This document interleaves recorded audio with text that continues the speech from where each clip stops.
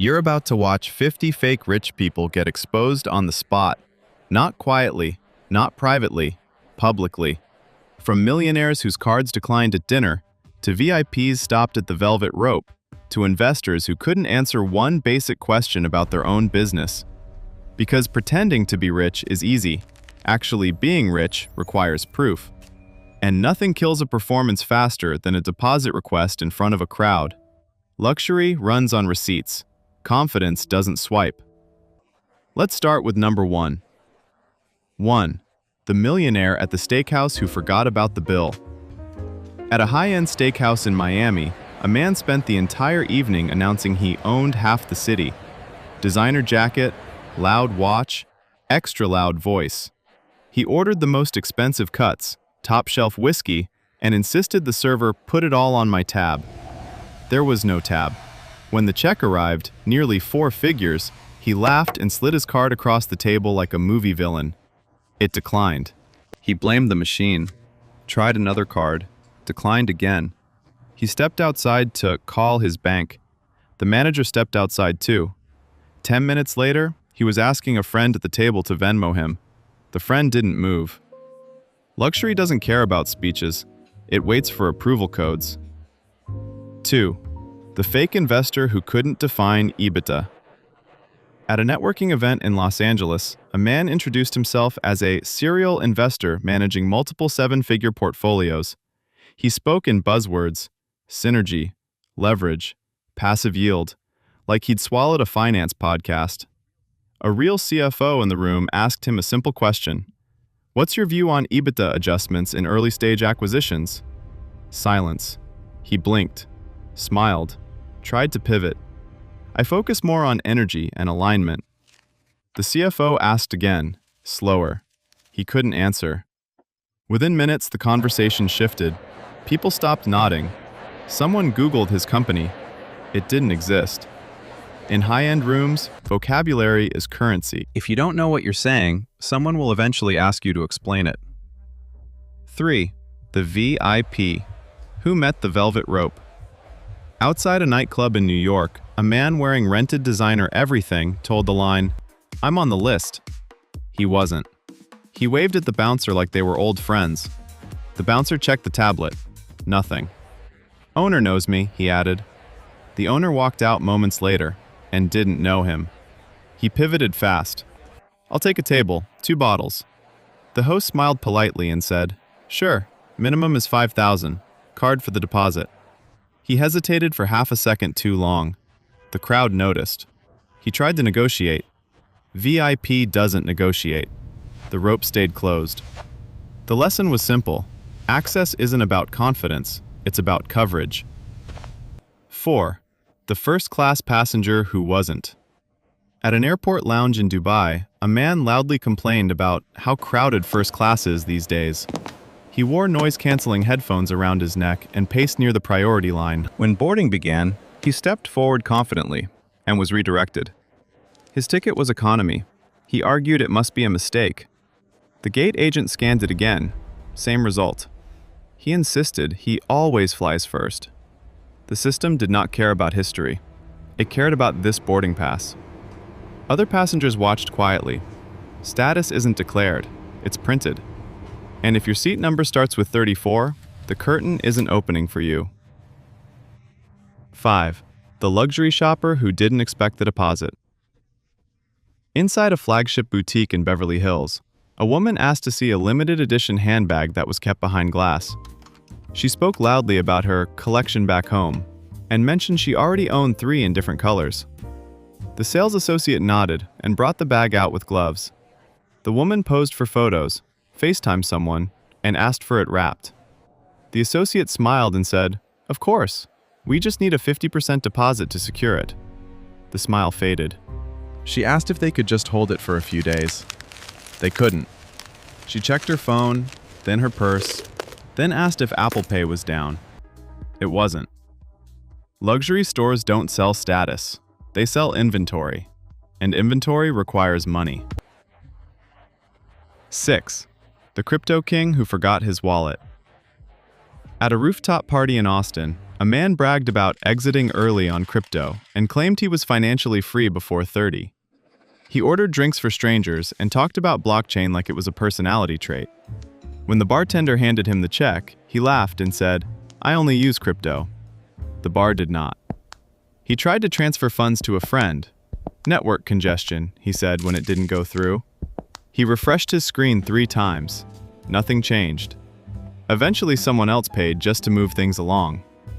Digital wealth sounds impressive until you can't cover a physical bill. 7. The supercar flex that needed a jumpstart. In a luxury mall parking lot in Houston, a man pulled up in a bright orange exotic car, revving the engine for maximum attention. He left the doors open for photos and told anyone listening that he just added it to the fleet. 15 minutes later, he tried to start it again. Silence. He tried again. Still silence. A mall security guard walked over with jumper cables. The guard casually mentioned the car belonged to a rental company he recognized. The badge on the keychain gave it away. The engine eventually started. The crowd had already moved on. Horsepower impresses people. Ownership impresses them longer. 8. The CEO with no company. At a co-working space in Chicago, a man introduced himself as the founder of a stealth tech startup valued in the millions. He held meetings loudly and used phrases like "our board" and "my team in Europe." One afternoon, the receptionist asked for his company's website to update the tenant directory. He gave a name. They searched it. Nothing. He said they were pre-launch. The receptionist asked for a business registration for billing purposes. Silence.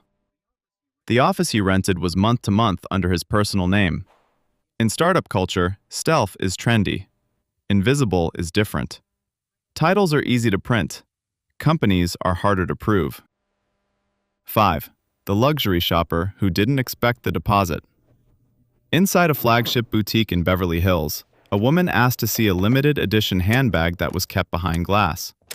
She spoke loudly about her collection back home and mentioned she already owned 3 in different colors.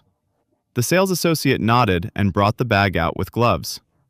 The woman posed for photos, FaceTimed someone, and asked for it wrapped. The associate smiled and said, "Of course, we just need a 50% deposit to secure it." The smile faded. She asked if they could just hold it for a few days. They couldn't. She checked her phone, then her purse, then asked if Apple Pay was down. It wasn't. Luxury stores don't sell status. They sell inventory. And inventory requires money. 6. The crypto king who forgot his wallet. At a rooftop party in Austin, a man bragged about exiting early on crypto and claimed he was financially free before 30. He ordered drinks for strangers and talked about blockchain like it was a personality trait. When the bartender handed him the check, he laughed and said, "I only use crypto."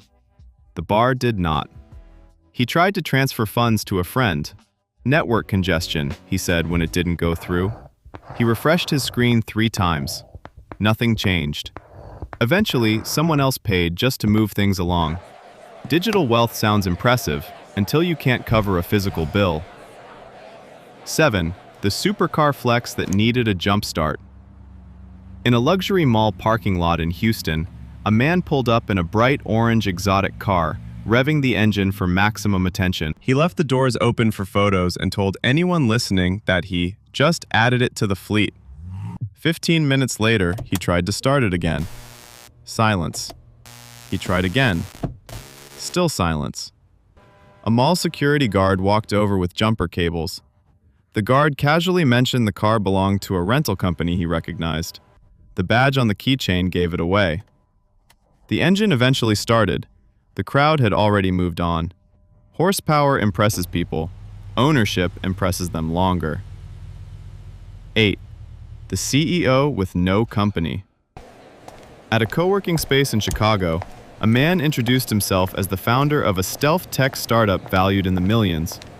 He held meetings loudly and used phrases like "our board" and "my team in Europe." One afternoon, the receptionist asked for his company's website to update the tenant directory. He gave a name. They searched it. Nothing.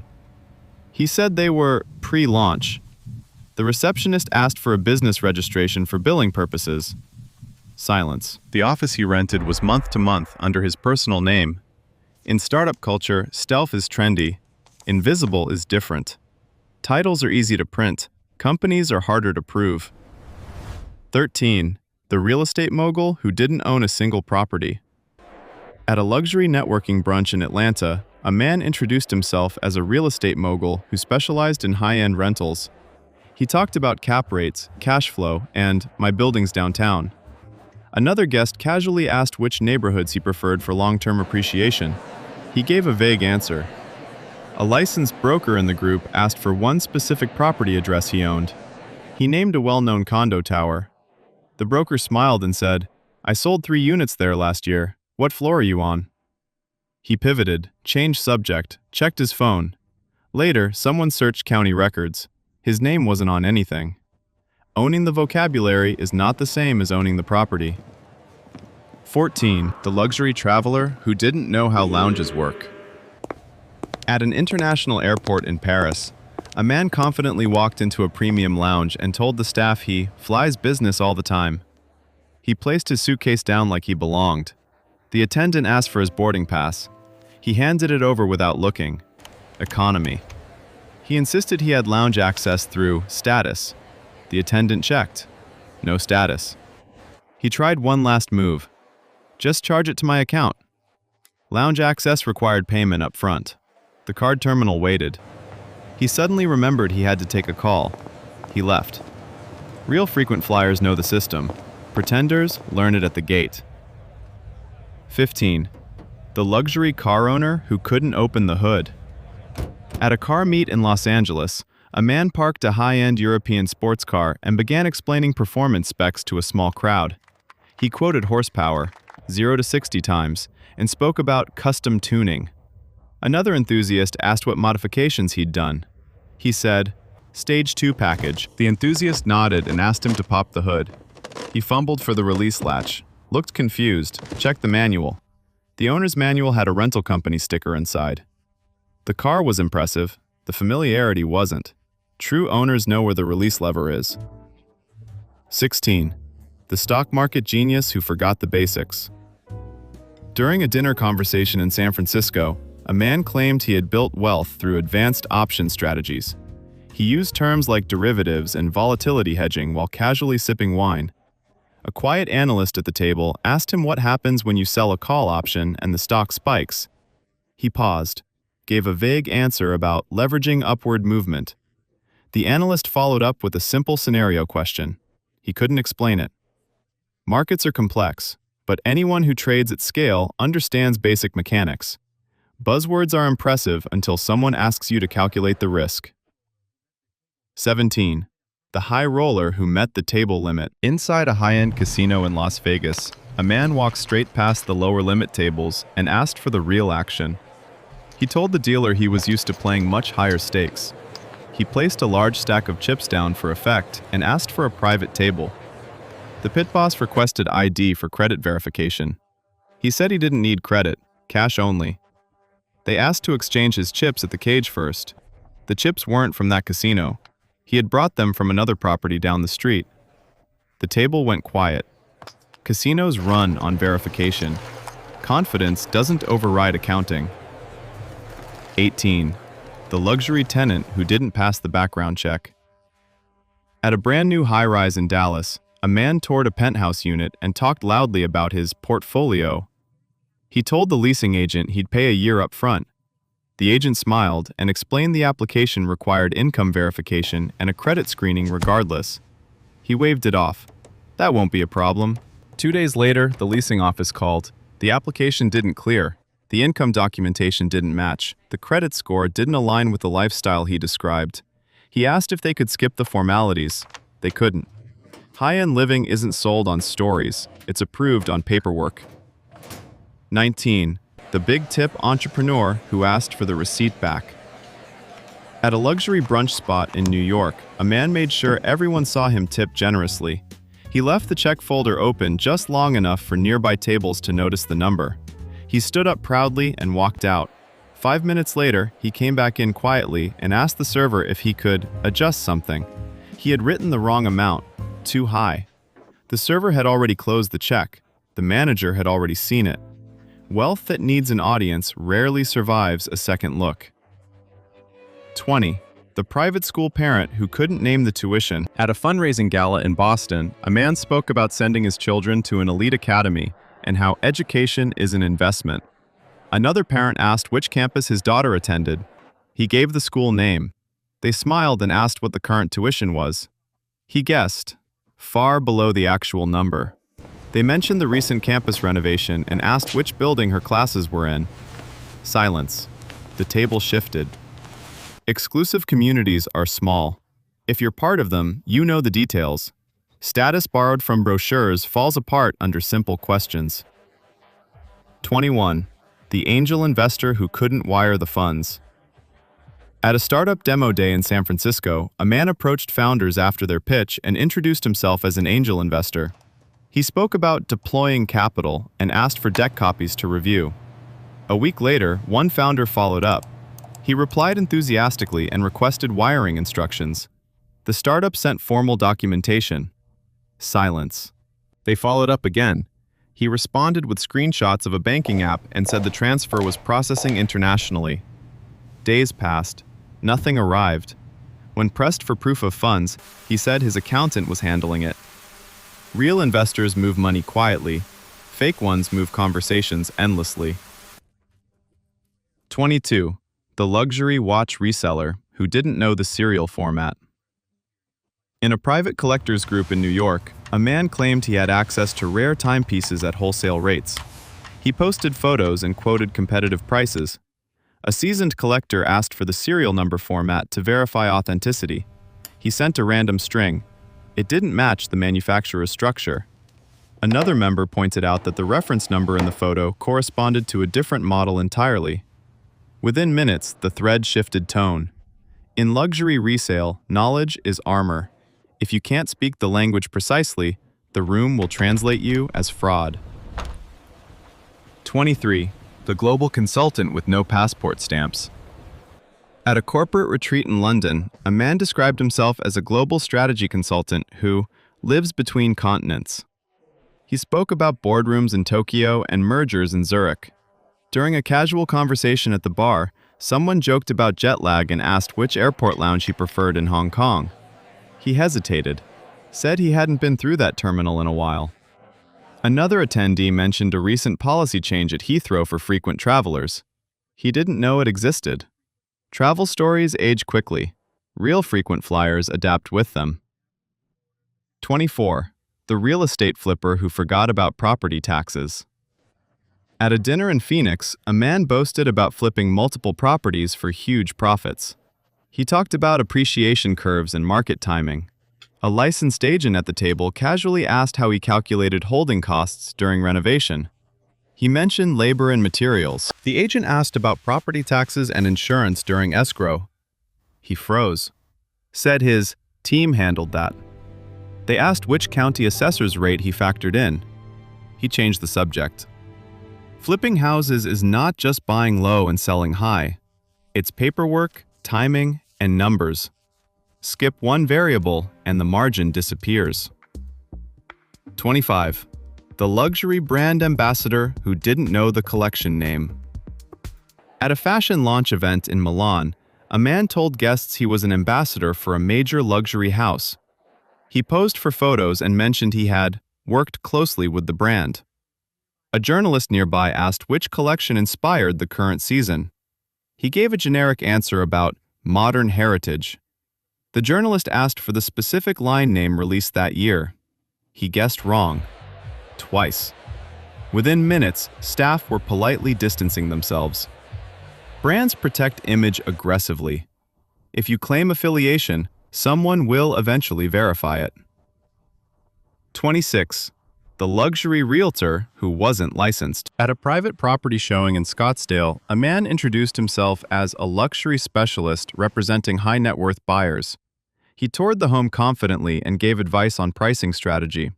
The listing agent later asked for his license number to finalize paperwork. He said his assistant would send it.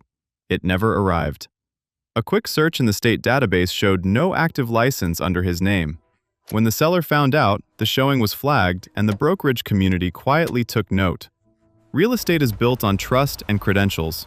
If your name isn't in the registry, you're not negotiating deals, you're auditioning for one. 27. The wealth coach who asked for gas money. At a mastermind event in Miami, a man branded himself as a wealth mentor who taught financial freedom. He gave a fiery speech about mindset and abundance. After the session, a small group invited him to dinner. When the bill came, he smiled and said he'd forgotten his wallet in his hotel room. He asked if someone could cover him, just this once. It happened again the next night. Abundance is hard to preach when you can't cover parking. Eventually, attendees stopped inviting him. Wealth advice loses authority when it needs sponsorship. 28. The crypto whale who didn't understand wallet security. In an online investment forum, a man claimed he controlled massive digital assets and offered to mentor newcomers. He posted screenshots of impressive balances. Another user asked him to verify ownership through a simple wallet signature, a standard security step. He didn't know how. He tried to deflect. Someone pointed out the screenshots were cropped from a public demo account. The thread went silent, then ruthless. In crypto circles, technical knowledge is currency. If you don't understand the basics of private keys and signatures, you're not a whale, you're bait. 29. The luxury event host who couldn't cover the venue fee. In downtown Chicago, a man announced an exclusive networking gala for entrepreneurs. Tickets were pricey. The venue was upscale. He spoke about sponsors and VIP guests flying in. Days before the event, the venue required the remaining balance. He delayed, asked for an extension, said funds were tied up in transfers. The venue canceled. Attendees demanded refunds. Sponsors quietly stepped back. In event planning, deposits are non-negotiable. Prestige isn't confirmed by posters, it's confirmed by cleared payments. 30. The investment guru who lost his own deal. At a small investor dinner in New York, a man positioned himself as the room's most experienced dealmaker. He spoke over others and dismissed simpler opportunities. When a promising partnership emerged, he insisted on leading negotiations. The other party asked for proof of funds and references from previous deals. He provided vague contacts and outdated documentation. The deal moved forward. Without him. In high-level circles, arrogance invites scrutiny. If you claim authority, someone will test it. And sometimes the opportunity you brag about is the one you lose first. 31. The tech founder who didn't know his own product. At a startup showcase in Seattle, a man introduced himself as the founder of a rapidly growing tech platform. He wore the hoodie, quoted user growth numbers, and mentioned upcoming funding rounds. During a live demo request from an investor, he hesitated. Said the app was in maintenance mode. The investor asked a simple product question about back-end architecture. He answered vaguely. A developer in the audience asked which framework the app was built on. He guessed wrong, twice. The event moved on. In tech, product knowledge is oxygen. If you can't breathe without buzzwords, you're not building. You're borrowing credibility until someone asks for a demo. 32. The luxury car dealer who didn't own the inventory. In Dubai, a man marketed himself online as a high-end car dealer, posting photos of exotic vehicles lined up in pristine garages. A buyer flew in to inspect one. At the meeting point, the car wasn't there. He said it was being detailed. Hours passed. The buyer contacted the showroom shown in the background of the photos. The cars were real, just not his. He had taken pictures during public events and presented them as inventory. The buyer left. Word traveled quickly. In luxury markets, image gets attention. Ownership closes deals. 33. The real estate investor who didn't know his mortgage terms. At a dinner in Toronto, a man boasted about owning multiple rental units and managing passive income streams. He explained how he leveraged low rates. A banker at the table asked which type of mortgage structure he preferred. Fixed? Variable? Blended? He stumbled. Couldn't explain amortization or renewal terms. Said his broker handled everything. Owning property requires understanding debt. When you claim expertise, you inherit the questions that come with it. If you don't know your own interest rate, you're not running a portfolio. You're writing paperwork you barely read. 34. The luxury influencer who forgot the brand check. At a Fashion Week event in Paris, a man posted stories claiming he was sponsored by a major designer house. He tagged them aggressively. The brand's social team noticed. They asked privately for campaign details. He didn't respond. They publicly clarified that he was not affiliated. Within hours, other brands unfollowed him. In high-end fashion, association is controlled tightly. You don't self-appoint. If you fake alignment, the brand will correct it faster than you can delete a post. 35. The high net worth client who failed due diligence. At a private investment firm in New York, a man presented himself as a serious capital partner interested in a large stake. Meetings were scheduled. Proposals drafted. Before finalizing, the firm conducted routine due diligence. Income verification didn't match claims. Corporate records were thin. Past ventures were exaggerated. The firm withdrew politely. In private finance, confidence gets you in the room. Verification keeps you there. If the numbers don't align, neither does the partnership. 36. The luxury landlord who didn't own the building. In downtown Miami, a man toured a high-end condo with potential tenants, presenting himself as the property owner. He spoke about his other units and long-term investment plans. When one tenant requested proof of ownership before wiring a deposit, he confidently said it was all in his LLC. A quick public record search showed the condo belonged to a completely different individual. The real owner was contacted. Building management was alerted. Word spread among brokers within days. In real estate, titles aren't metaphors, they're recorded. And if your name isn't on the deed, you're not the landlord. You're trespassing in someone else's portfolio. 37. The executive member who didn't have the card. At an exclusive members-only club in London, a man breezed past the front desk and said, "They know me." The receptionist smiled and asked for his membership card. He said he left it at home. She asked for his member ID number. He guessed. Wrong. She offered to look it up by name. No record. He tried one last move. "I'm here with the board." The board was upstairs and didn't recognize him.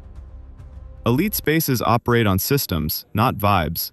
If your access depends on being remembered instead of registered, you don't belong there. 38. The private equity expert who didn't know the acronyms.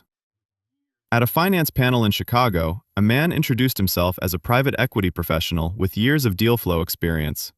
During Q&A, someone asked how he typically structures LP and GP relationships. He stumbled. Confused, carried interest with management fees. Used acronyms incorrectly. The moderator tried to help, but the audience had already caught it. In high-level finance, vocabulary isn't decoration, it's precision. If you misuse it, professionals hear it instantly. He didn't just lose credibility in that room, he lost future invitations. Finance forgives losses. It doesn't forgive ignorance disguised as authority. 39. The luxury traveler who didn't know the hotel policy. At a 5-star hotel in New York, a man arrived claiming he was a repeat VIP guest, expecting a complimentary suite upgrade. He spoke about always staying there. The front desk asked for his previous reservation details. He couldn't provide any. The hotel system showed no record of his name in their database. He insisted it must be under a different email. It wasn't. He asked to speak to management. Management arrived and confirmed the same thing. In hospitality, loyalty is tracked. If you're invisible in the system, you're not a regular. You're rehearsing. 40. The serial entrepreneur with no paper trail. At a business networking dinner in Austin, a man described multiple successful exits and high-level acquisitions. He spoke about selling companies for mid-8 figures. A venture capitalist in the group casually asked which year the acquisition closed and which firm handled legal. He gave vague answers. Another attendee searched public acquisition records. Nothing matched his story. Corporate sales of that size leave footprints: press releases, filings, tax records. Silence filled the table. Success at that level echoes publicly. If there's no trace, there was no deal. 41. The venture capital insider who wasn't on the cap table. At a private demo night in San Jose, a man casually mentioned he was in early on a well-known startup that had just raised a massive round. He spoke like an insider, dropping hints about valuation and future expansion. One of the actual founders was in the room. They smiled politely and asked which safe agreement he signed. He blinked, said he came in through a side vehicle. The founder asked which allocation percentage he held. Silence. Cap tables aren't rumors, they're documented. When the founder later confirmed publicly that he had never invested, the room recalibrated. In venture circles, you can exaggerate returns. You can't invent ownership. 42. The luxury collector who tried to return a fake. In Manhattan, a man walked into a high-end jewelry store claiming he had purchased a rare piece there months ago and wanted to upgrade. The associate checked the internal sales records. No match. He insisted it must have been another branch. They inspected the item. The serial engraving was slightly misaligned. The clasp was wrong for that collection year. It wasn't theirs. He asked for store credit anyway. They declined. Luxury retailers track inventory obsessively. If it didn't leave through their register, it doesn't come back through their door. 43. The board member who wasn't listed anywhere. At a corporate fundraiser in Boston, a man introduced himself as a board member of a well-known nonprofit. He spoke confidently about governance and long-term strategy. Another attendee mentioned they were considering joining the advisory council and asked about the last board vote. He gave a generic answer. Later that night, someone checked the organization's public filings. Board members are listed. His name wasn't there. Within days, word reached the nonprofit's leadership. They clarified publicly that he held no position. In governance, titles are recorded. If your name isn't on the document, it isn't on the board. 44. The luxury apartment owner who couldn't access the garage. In Los Angeles, a man told friends he had just closed on a multi-million-dollar condo downtown. He invited them over for drinks and spoke about my building's amenities. When they arrived, he couldn't open the parking garage gate. He said the system must be down. Security asked for his resident fob. He didn't have one. They asked for unit confirmation. He provided a number. The actual resident was called and had no idea who he was. He claimed it was a misunderstanding. Buildings have access logs. Ownership isn't a social media caption, it's a keycard. 45. The exclusive network that never invited him back. At a private investor dinner in New York, a man dominated conversation with stories of yachts, acquisitions, and international deals. He interrupted others and handed out business cards with an impressive title. After the event, attendees quietly compared notes. Stories didn't align. Claims didn't match public records. Follow-up emails revealed inconsistencies. No one confronted him publicly. They didn't need to. He simply stopped receiving invitations.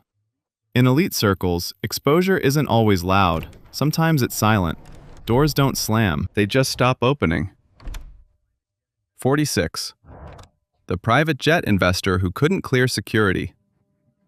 At a small private terminal in Florida, a man filmed himself walking toward a chartered jet, telling followers he had moved beyond commercial travel. He posed on the stairs and talked about closing deals mid-air. When boarding actually began, staff asked for passenger manifest verification and ID. His name wasn't listed. He insisted he was added last minute. The charter company rechecked. Nothing. The jet departed without him. The video stayed online for a few hours, until people noticed the timestamp. Aviation runs on manifests, not momentum. 47. The luxury developer who didn't know the permit number. At a real estate conference in Phoenix, a man claimed he was developing a high-rise project downtown. He described the skyline views and pre-sale interest. A city planner in attendance asked for the permit reference number to look it up later. He said it was still processing. The planner checked the public database during the break. No filing existed under his name or company. Development leaves paper trails before it leaves foundations. In construction, you can fake renderings. You can't fake permits. 48. The family office insider who failed compliance. At a wealth management firm in New York, a man approached partners claiming access to a large family office seeking discreet investments. Meetings were scheduled. Numbers were discussed. Before moving forward, the firm initiated routine compliance screening. Background checks revealed exaggerated employment history and no verifiable ties to the institutions he referenced. The deal paused, then dissolved.